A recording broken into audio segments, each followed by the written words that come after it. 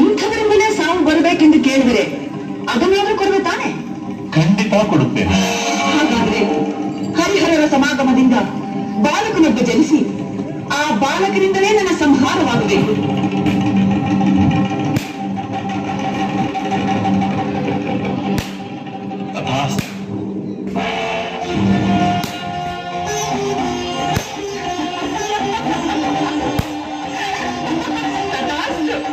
ಅಯ್ಯೋ ಬ್ರಹ್ಮದೇವ, ದಾನವರೆಂದರೆ ಬುದ್ಧಿಹೀನರೆಂದುಕೊಂಡೆಯಾ? ಹರಿಯು ಗಂಡು, ಹರನೋ ಗಂಡು. ಇವರಿಬ್ಬರ ಸಮಾಗಮದಿಂದ ಶಿಶುವಾಗುವುದೆಂದರೇನು? ಅದು ನನ್ನನ್ನು ಕೊಲ್ಲುವುದೆಂದರೇನು? ನನಗಿನ್ನ ಸಾವಿಲ್ಲ, ನನಗಿನ್ನ ಮರಣವಿಲ್ಲ.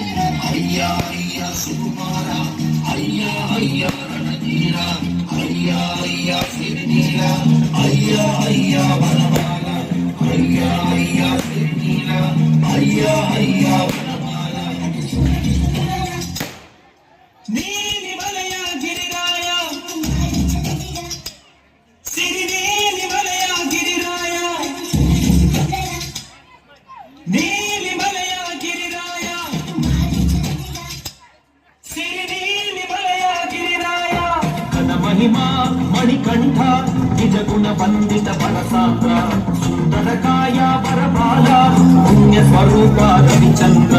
ಘನ ಮಹಿಮಾ ಮಣಿಕಂಠ ನಿಜ ಗುಣ ಬಂದಿತ ಬಲಸಾಂದ್ರ ಸುಂದರ ಕಾಯ ವರಬಾಲ ಪುಣ್ಯ ಸ್ವರೂಪ ರವಿಚಂದ್ರ.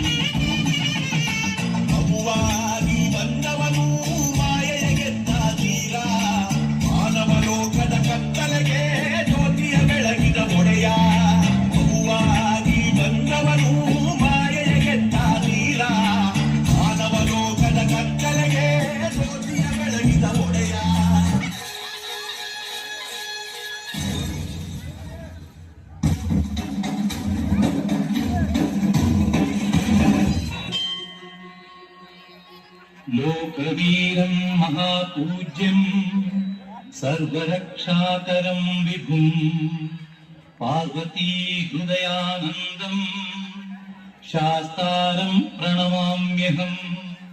स्वामिये शरणमय्यप्पा.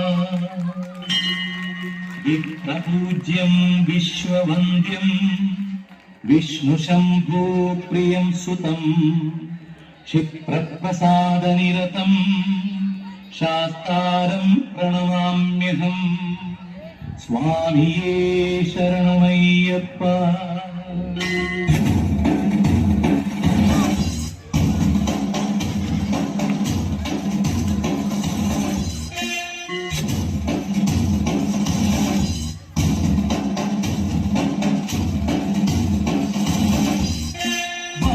ಬೆಳಗುವ ಜ್ಞಾನ ನದಿ ಬೆಳಕಿನ ಕಿರಣದ ನೀಲಿಗಿರಿ ಚಂದನ ಸೌರಭ ಮಂದಾರ ವಂದಿತ ತೋಷಿತ ಸಿಂಗಾರ.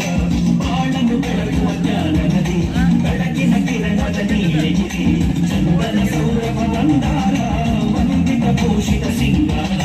ಗಿರಿಯೇ ದೊರೆಯೇ ನಮ್ಮ ಕಾಯೋ ದೈವವೇ ಜಗವೇ ನಿನ್ನ ನೀರಲ್ಲಿ ತೇಲಾಡಿದೆ.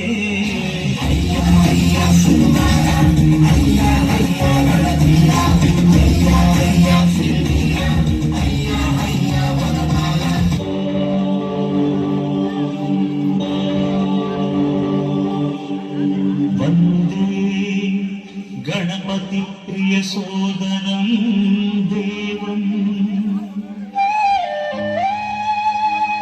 वन्दे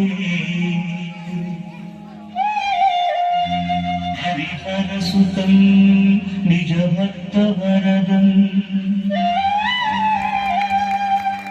वन्दे नीलाम्बराभरणशोभित सुन्दराङ्गम्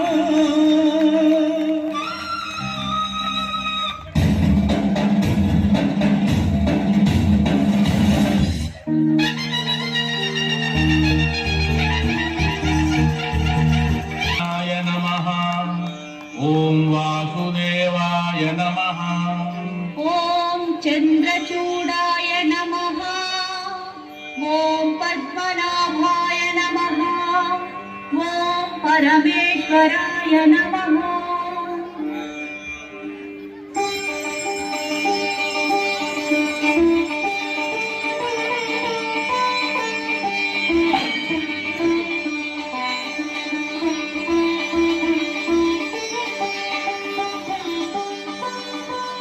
ನೋಡಿದೆಯಾ ದೇವಿ, ದೇವರ ಪ್ರಸಾದ ಬಲಗಡೆಯಿಂದ ಹೂವು ಬಿತ್ತು. ನಮಗೆ ಮಕ್ಕಳೆಲ್ಲೋ ಒಂದು ಚಿಂತೆ ಇಂದಿಗೆ ದೂರವಾಯಿತು. ನಮ್ಮ ಆಸೆ ಖಂಡಿತ ನೆರವೇರುವುದು. ದೇವರಿಗೆ ನಮ್ಮ ಮೇಲೆ ಕರುಣೆ ಇದ್ದಿದ್ದರೆ ಎಷ್ಟು ವರ್ಷಗಳು ನಾವು ಮಗುವಿಗಾಗಿ ಹಂಬಲಿಸಿ ಕಣ್ಣೀರಿಡಬೇಕಾಗಿತ್ತೇನು? ಸುಮ್ಮನೆ ನನ್ನ ಮನಸ್ಸಿನಲ್ಲಿ ಆಸೆ ತುಂಬುತ್ತೀರಿ. ನಾನು ಪಂಚ ನನಗೆ ಈ ಜನ್ಮದಲ್ಲಿ ಮಕ್ಕಳಾಗುವುದಿಲ್ಲ. ದೇವಿ, ಭವಿಷ್ಯವನ್ನು ಬಲ್ಲವರು ಯಾರೂ ಇಲ್ಲ. ಆ ಪರಮಾತ್ಮ ಒಲಿದರೆ ಮಣ್ಣೋ ಹೊನ್ನಾಗುವುದು. ಯಾವುದೋ ಜನ್ಮದ ಪಾಪ ನಮ್ಮನ್ನು ಕಾಡಿಸುತ್ತೀನಿ ಅಷ್ಟೇ. ದೇವರ ಕರುಣೆ ಕಿಂಚಿತ್ತು ದೊರಕಿದರೂ ಸಾಕು. ನಮ್ಮ ನೋವು ನಿರಾಶೆಗಳೆಲ್ಲವೂ ಕರ್ಪೂರದಂತೆ ಸುಟ್ಟು ಹೋಗುತ್ತವೆ. ಎದೆಗುಂದದೆ ಶುಭ ದಿನಗಳನ್ನು ಎದುರು ನೋಡೋಣ.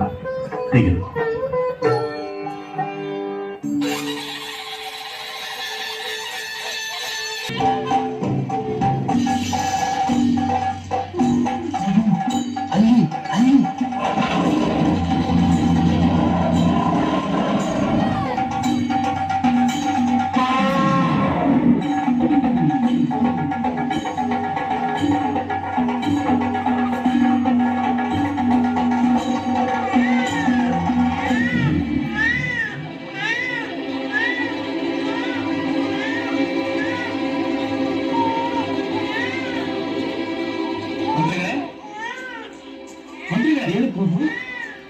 ಈ ಗುಂಡಾರಣ್ಯದಲ್ಲಿ ಮಗುವಿನ ಆಕ್ರಮಣ ಕೇಳಿಬರುತ್ತಿದೆಯಲ್ಲ? ಹೌದು ಪ್ರಭು, ಆಶ್ಚರ್ಯವಾಗಿದೆಯಲ್ಲ. ಬನ್ನಿ ನೋಡೋಣ.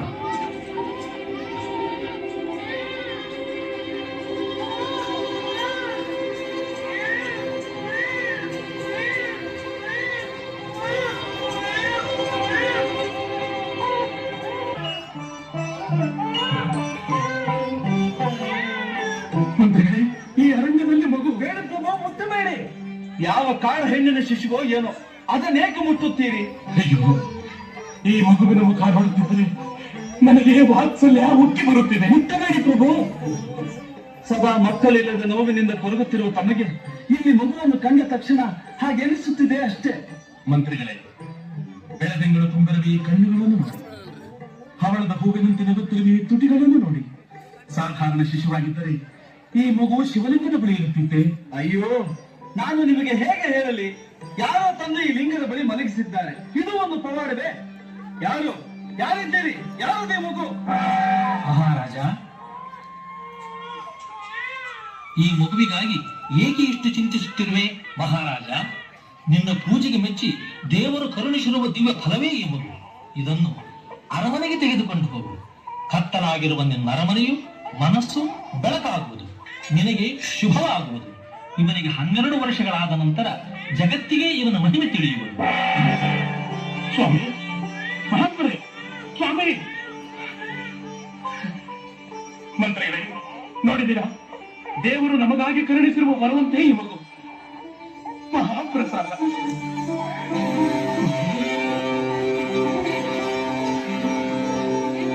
ಇಂದು ನಮ್ಮ ಭಾಗ್ಯವೇ ಭಾಗ್ಯ, ನಮ್ಮ ಭಾಗ್ಯವೇ ಭಾಗ್ಯ, ನಮ್ಮ ಭಾಗ್ಯವೇ ಭಾಗ್ಯ. ಯಾರದೇ ಮಗು? ನಮ್ಮದೇ. ಬೇಟೆಗಾಗಿ ಹೋಗಿದ್ದ ನನಗೆ ಆ ದೇವರು ಕೊಟ್ಟ ಪ್ರಸಾದ. ಮಕ್ಕಳಿಲ್ಲದ ನಮಗೆ ಆ ಹರಿಹರನು ಕೊಟ್ಟ ವರ. ಎಷ್ಟು ಮುದ್ದಾಗಿದೆ.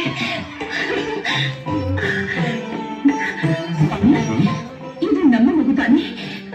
ನಮ್ಮ ಮನೆಯಲ್ಲೇ ಇರುವುದೇ? ಅನುಮಾನ ಬೇಕೆ? ಇಂದಿನಿಂದ ಈ ಮಗುವಿಗೆ ನೀನೇ ತಾಯಿ. ಈ ಕಂದನಿಗೆ ನಾನು ತಾಯಿ. ಗುರುಗಳೇ, ನಿಮ್ಮ ಮಾತು ಸತ್ಯವಾಯಿತು. ಅನಸೂಯ ದೇವಿಯಂತೆ ನಾನು ತಾಯಿಯಾಗಿಬಿಟ್ಟೆ. ನಿಮ್ ತಮ್ಮ ಒಳಗಡೆ ಹೋಗಂತೇವ್ ಸ್ವಾಮಿ, ಅಕ್ಕ ಸ್ವಾಮಿ ಒಳಗೆ ಹೋಗಂತೇವ್. ಈ ಮಗು ಉತ್ತರ ನಕ್ಷತ್ರದಲ್ಲಿ ಜನಿಸಿರುವುದರಿಂದ ಲೋಕ ವಿಖ್ಯಾತನಾಗುತ್ತಾನೆ. ಹುಟ್ಟುವಾಗಲೇ ಕೊರಳಲ್ಲಿ ದಿವ್ಯವಾದ ಮಣಿ ಇರುವುದರಿಂದ ಇವನಿಗೆ ಮಣಿಕಂಠ ಎಂದು ಹೆಸರಿದೆ. ಶುಭವಾಗುವುದು. ಮಣಿಕಂಠ. ಮಣಿಕಂಠ. ಆಹಾ, ಮಣಿಕಂಠ ದಿವ್ಯವಾದ ಹೆಸರು. ನೀವೇನು ಹೇಳುತ್ತೀರಿ ಮಂತ್ರಿಗಳೇ? ಸೊಗಸಾದ ಹೆಸರು. ಆಹಾ ಆಹಾ ಆಹಾ.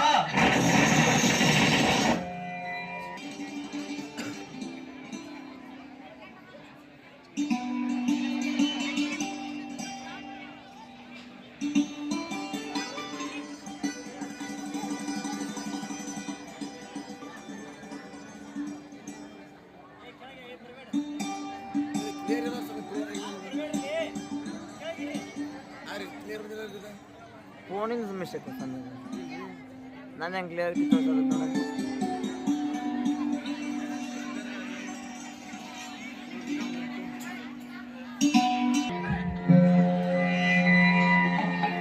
ಗುರುದೇವ, ಈ ನನ್ನ ಇಬ್ಬರು ಪುತ್ರರನ್ನು ತಮ್ಮ ಆಶ್ರಮಕ್ಕೆ ಕಳುಹಿಸುತ್ತಿದ್ದೇನೆ. ಇನ್ನು ಮುಂದೆ ಇವರಿಗೆ ತಂದೆ, ತಾಯಿ, ಗುರು, ದೈವ ಎಲ್ಲವೂ ನೀವೇ. ಕೃಪೆ ತೋರಿ ಈ ನನ್ನ ಕುಮಾರನಿಗೆ ವಿದ್ಯಾದಾನ ಮಾಡಬೇಕು. ಅದು ನನ್ನ ಭಾಗ್ಯ ಮಹಾರಾಜ. ಇನ್ನಿವರ ವಿದ್ಯಾಭ್ಯಾಸದ ಹೊಣೆ ನನ್ನದು. ಕುಮಾರರೇ, ದೀರ್ಘಾಯುಷ್ಮಾನ್ ಭವ.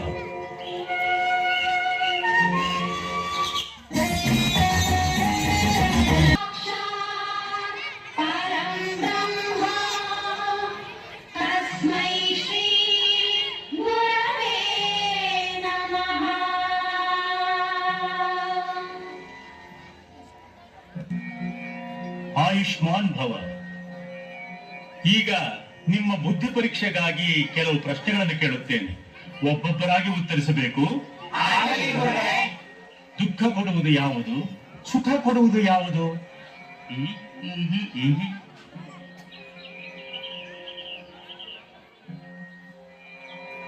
ನನ್ನದೆಂಬುದು ದುಃಖಕರ, ನನ್ನದಲ್ಲವೆಂಬುದು ಸುಖಕರ. ಆಹಾ, ಸತ್ಯ, ಪರಮ ಸತ್ಯ. ನಿಜವಾದ ದಾನಿ ಯಾರು? ಕರ್ಣ. ಗೊತ್ತಿಲ್ಲ. ಶಿಬಿ. ಸರಿಸಾಟಿ ಇಲ್ಲದ ದಾನಿ ಎಂದರೆ ಮಹಾಕೃಪಣ. ಕೃಪಣನೇ? ಅದು ಹೇಗೆ? ದಾನಿ ಕೈಯಿಂದ ಮುಟ್ಟಿ ಸ್ವಲ್ಪ ದಾನ ಕೊಡುತ್ತಾನೆ. ಅದೇ ಜಿಪುಣ ಕೈಯಲ್ಲಿ ಮುಟ್ಟದೆ ತನಗರಿವಿಲ್ಲದೆ ಕೂಡಿಟ್ಟಿದ್ದನ್ನೆಲ್ಲ ಬೇರೆಯವರಿಗೆ ಕೊಟ್ಟು ಬಿಡುತ್ತಾನೆ. ಭಲೆ ಮಣಿಕಂಠ, ಭಲೆ. ಈ ಪ್ರಶ್ನೆಗೆ ಚೆನ್ನಾಗಿ ಯೋಚಿಸಿ ಉತ್ತರ ಹೇಳಿ. ದೇವರು ಯಾರು? ದೇವರೇ ದೇವರು. ನೀವೇ ದೇವರು. ನೀವೇ ಹೇಳು ಮಣಿಕಂಠ. ಯಾರು ಜಗತ್ತಿಗೆ ತಂದೆಯಾದರೂ ಅವನಿಗೆ ತಂದೆ ಇಲ್ಲವೋ? ಯಾರು ಜಗತ್ತನ್ನೇ ಕೊನೆಗೊಳಿಸಿದರೂ ಅವನಿಗೆ ಕೊನೆ ಇಲ್ಲವೋ? ಯಾರು ಜಗತ್ತಿಗೆ ಆದಿಯಾದರೂ ಅವನಿಗೆ ಆದಿ ಇಲ್ಲವೋ? ಯಾರು ಜಗತ್ತಿಗೆ ಒಡೆಯನಾದರೂ ಅವನಿಗೆ ಒಡೆಯನಿಲ್ಲವೋ? ಅವನೇ ದೇವರು. ಆಹಾ, ಅವನು ತಾವರೆಯ ಮೇಲೆ ಕುಳಿತರೆ ಬ್ರಹ್ಮ, ಶಿರದಲ್ಲಿ ಚಂದ್ರನನ್ನು ಧರಿಸಿದರೆ ಚಂದ್ರಶೇಖರ, ಶಂಖ ಚಕ್ರಗಳನ್ನು ಹಿಡಿದರೆ ಮಹಾವಿಷ್ಣು. ಆಹಾ, ಆಹಾ. ಮಣಿಕಂಠ, ನಾನು ನಿನ್ನ ಗುರುವಲ್ಲಪ್ಪ, ನೀನೇ ನನ್ನ ಗುರು. ಈ ಲೋಕಕ್ಕೆ ಮಹಾಗುರು.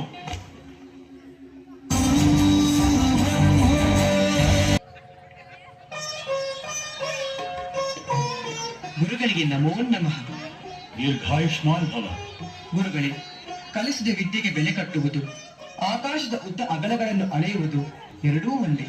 ಆದರೆ ಕರ್ತವ್ಯ ದೃಷ್ಟಿಯಿಂದ ಗುರುದಕ್ಷಿಣೆ ತಂದಿದ್ದೇನೆ, ಕೃಪೆ ಮಾಡಿ ಸ್ವೀಕರಿಸಬೇಕು. ಬೇಡ ಮಣಿಕಂಠ, ಇದನ್ನು ಬೇರೆ ಯಾರಿಗಾದರೂ ಕೊಟ್ಟು ಬಿಡು. ಏಕೆ ಗುರುಗಳೇ? ನನ್ನ ಈ ಕಿರುಕಾಣಿಕೆಯಿಂದ ತಮ್ಮ ಮನಸ್ಸಿಗೆ ಬೇಸರವಾಯಿತೆ? ಅಥವಾ ನನ್ನಿಂದ ಅಪಚಾರವೇನಾದರೂ ಆಗಿದೆಯೇ? ಅಯ್ಯೋ, ಹಾಗೆಲ್ಲ ಏನೂ ಇಲ್ಲ. ಸಕಲ ಗುಣ ಸಂಪನ್ನನಾದ ನಿನ್ನಿಂದ ಈ ಅಮೂಲ್ಯ ಕಾಣಿಕೆಯನ್ನು ಸ್ವೀಕರಿಸಿ ಆನಂದ ಪಡುವ ಅದೃಷ್ಟ ನನಗಿಲ್ಲ ಮಣಿಕಂಠ, ನನಗಿಲ್ಲ. ಗುರುವರಿಯ, ತಮ್ಮ ದುಃಖಕ್ಕೆ ಕಾರಣವೇನೆಂದು ಹೇಳುವಿರಾ? ನನಗಿರುವವನು ಒಬ್ಬನೇ ಮಗ. ಅವನ ಹೆಸರು ಸರ್ವೋತ್ತಮ. ಅವನಿಗೆ ಕಣ್ಣು ಕಾಣದು, ಮಾತು ಬಾರದು. ಸದಾ ಜಡ ವಸ್ತುವಿನಂತೆ ಬಿದ್ದಿರುತ್ತಾನೆ. ಅವನ ಸ್ಥಿತಿಯನ್ನು ಕಂಡಾಗಲೆಲ್ಲ ದೇವರು ನನಗೆ ಕೊಟ್ಟಿರುವ ದಂಡನೆಯನ್ನು ನೆನೆದು ಕಣ್ಣೀರಿಡುತ್ತೇನೆ. ನೂರಾರು ಮಕ್ಕಳಿಗೆ ವಿದ್ಯಾದಾನ ಮಾಡಿದರು. ನನ್ನ ಪೂರ್ವ ಜನ್ಮದ ಪಾಪ ಇನ್ನೂ ಕರಗಲಿಲ್ಲ, ಇನ್ನೂ ಕರಗಲಿಲ್ಲ ಮಣಿಕಂಠ, ಇನ್ನೂ ಕರಗಲಿಲ್ಲ. ಹೀಗಿರುವಾಗ ಈ ನಿನ್ನ ಗುರು ಕಾಣಿಕೆಯನ್ನು ತೆಗೆದುಕೊಂಡು ನಾನು ಯಾವ ಸುಖ ಪಡಲಿ, ಹೇಗೆ ಸುಖ ಪಡಲಿ?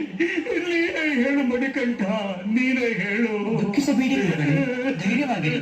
ಆ ಪರಮಾತ್ಮ ಒಳ್ಳೆಯವರನ್ನು ಎಂದಿಗೂ ಕೈ ಬಿಡುವುದಿಲ್ಲ.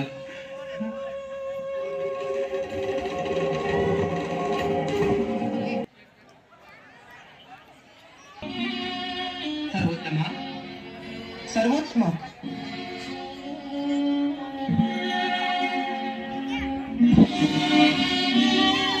ಸರ್ವೋತ್ತಮ, ಏಕೆ ಮಂಕಾಗಿ ಕುಳಿತಿರುವೆ? ಏನು ಮೇಲೆ?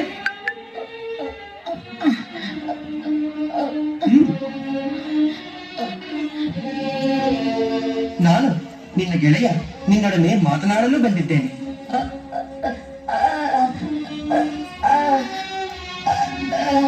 ಚಿಂತಿಸಬೇಡ, ನಿನಗೆ ಆ ಭಗವಂತನ ಅನುಗ್ರಹವಾಗಿದೆ.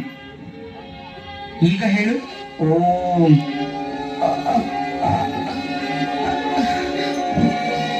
ಹೆದರಬೇಡ, ಓಂಕಾರವನ್ನು ಹೇಳುವ ಶಕ್ತಿ ನಿನ್ನಲ್ಲಿದೆ. ಹೇಳು ಓಂ. ಹೇಳು ಓಂ ನಮಃ ಶಿವಾಯ. ಓಂ ನಮಃ ಶಿವಾಯ. ಓಂ ನಮಃ ಶಿವಾಯ. ಓಂ ನಮಃ ಶಿವಾಯ. ಓಂ ನಮಃ ಶಿವಾಯ. ಓಂ ನಮಃ ಶಿವಾಯ. ನನಗೆ ಮಾತನಾಡಲು ಬರುತ್ತಿದೆ, ನನಗೆ ಮಾತನಾಡಲು ಬರುತ್ತಿದೆ. ಸರ್ವೋತ್ತಮ, ಹಾಗೆ ಕಣ್ತೆರೆದು ನೋಡು.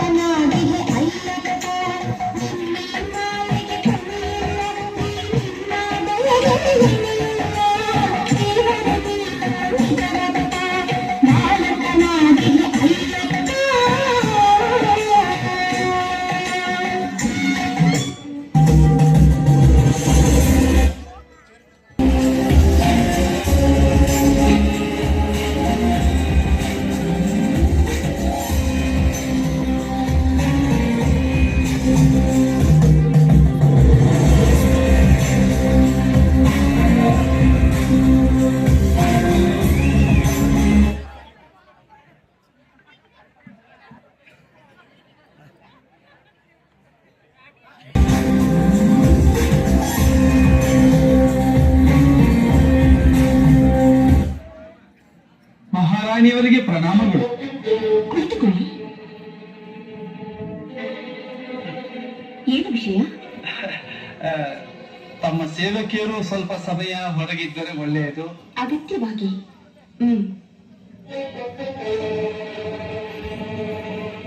ಈಗ ಹೇಳಿ. ಮಹಾರಾಜರು ಮಣಿಕಂಠನಿಗೆ ಯುವರಾಜ ಪಟ್ಟಾಭಿಷೇಕ ಮಾಡಬೇಕೆಂದಿದ್ದಾರೆ. ಬಹಳ ಸಂತೋಷ. ಸಂತೋಷವೇ? ಅಯ್ಯೋ ದೇವರೇ, ಸಂಕಟ ಪಡಬೇಕಾದ ವಿಷಯಕ್ಕೆ ಸಂತೋಷ ಪಡುತ್ತಿದ್ದೀರಲ್ಲ? ಮಂತ್ರಿಗಳೇ, ಏನ್ ಹೇಳ್ತಿದ್ದೀರಿ? ಸತ್ಯವನ್ನು ತಾಯಿ, ಅಪ್ರಿಯವಾದ ಸತ್ಯವನ್ನು. ಮಣಿಕಂಠ ಯಾರು? ತಮ್ಮ ಹೊಟ್ಟೆಯಲ್ಲಿ ಹುಟ್ಟಿದ ಮಗನೇ? ಅಲ್ಲ. ರಾಜವಂಶದವನೇ? ಅಲ್ಲ. ತಂದೆ ತಾಯಿ ಯಾರೋ ತಿಳಿಯದವನು, ಅರಣ್ಯದಲ್ಲಿ ಅನಾಥನಾಗಿ ಬಿದ್ದಿದ್ದವನು, ಯಾವ ಕಾಡು ಜನರ ಮಗನೋ? ಸಾಕು ನಿಲ್ಲಿಸಿ ನಿಮ್ಮ ಪ್ರಲಾಪ. ಮಣಿಕಂಠ ಯಾರಾದರೇನು? ದೇವರು ನಮಗೆ ಕರುಣಿಸಿರುವ ವರಪ್ರಸಾದ ಅವನು. ಅಯ್ಯೋ ತಾಯಿ, ತಮಗೆ ನಾನು ಹೇಗೆ ಹೇಳಲಿ? ಹಾಲಿನಂತ ಮನಸ್ಸಿಗೆ ಹಾಲಾಹಲವು ಅಮೃತದಂತೆ ಕಾಣುತ್ತದೆ. ಆತುರ ಪಡದೆ ನಿಧಾನವಾಗಿ ಯೋಚಿಸಿ. ತಮಗೂ ಒಬ್ಬ ಮಗನಿದ್ದಾನೆ, ತಮ್ಮ ಸ್ವಂತ ಕರುಳಿನ ಕುಡಿ. ಸದಾ ತಮ್ಮ ನೆರಳಲ್ಲೇ ಇರುವವನು, ತಮ್ಮನ್ನೇ ನಂಬಿರುವವನು.